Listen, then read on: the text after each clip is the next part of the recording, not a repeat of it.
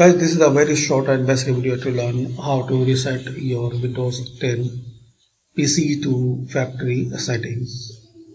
Very simple way, guys. Click here and type reset. Then click on reset this PC. Once this page you will see in Windows 11, and also you will get this recovery setting in this left side panel. So click on privacy and security or recovery option. So find out recovery, then you will get this option setting, reset this PC, click on it.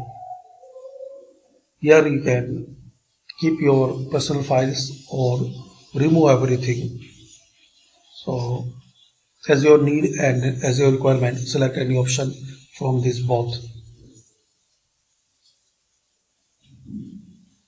Thanks for watching.